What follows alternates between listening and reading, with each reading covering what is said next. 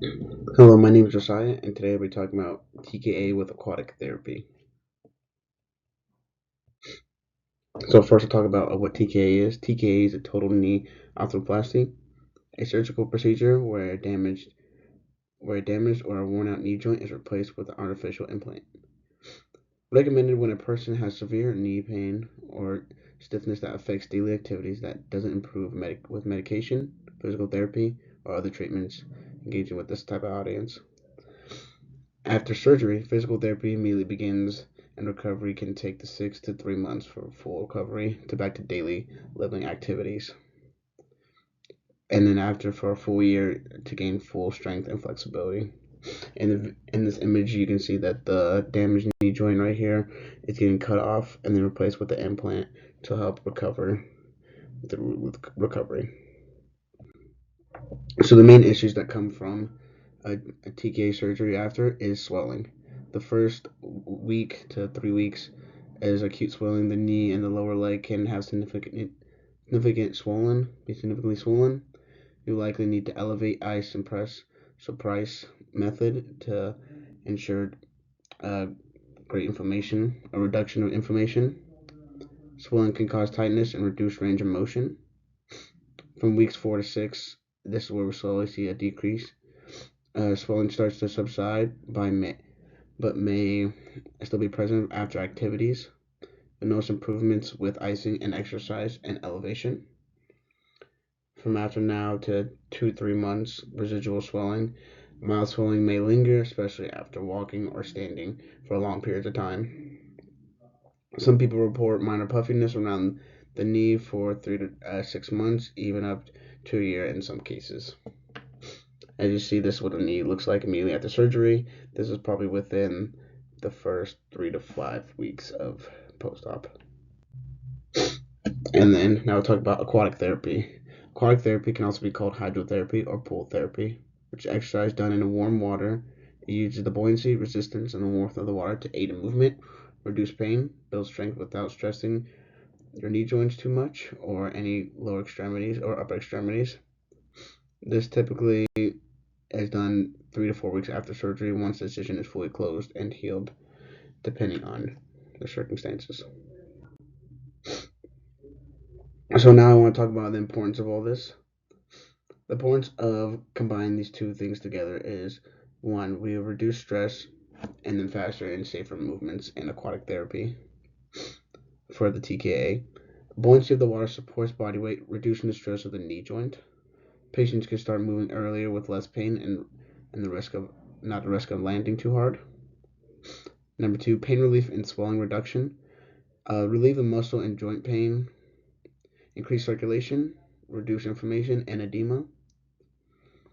This can also help with improved range of motion. The water allows great mobility with less fear of falling or straining the leg and knee at all. This helps encourage gentle stretching and knee flexion and extension.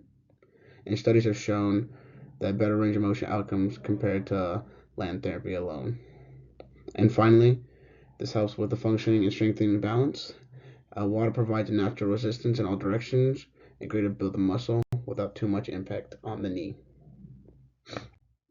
So some research to back it up. My PICO was does aquatic water pressure uh, does aquatic therapy help with TKA inflammation and recovery? So the first research project I looked at was aquatic exercise and land exercise treatments after total knee replacement in an elderly woman. So this looked at 100 elderly females participant with who underwent total knee surgery.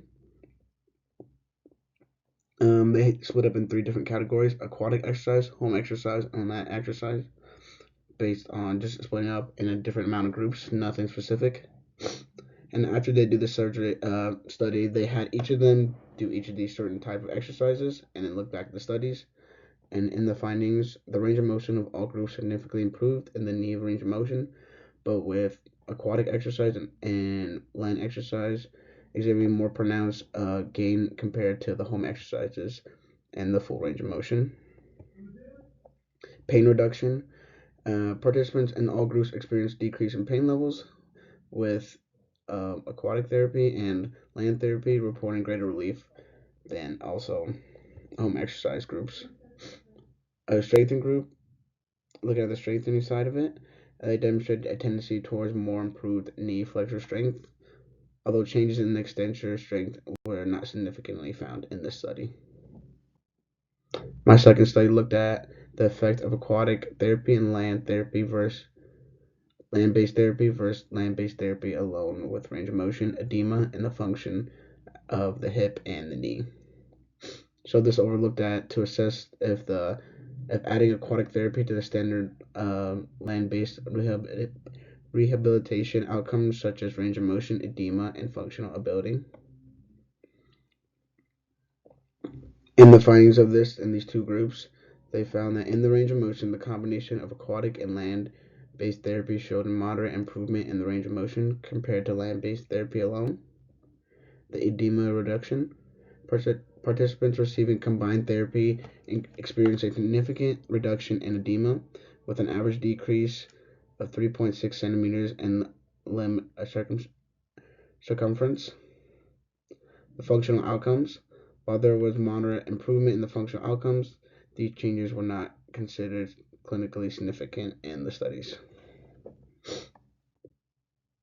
So some interventions that were done throughout both of these studies were aquatic walking, so forward walking, backward walking, sidestepping,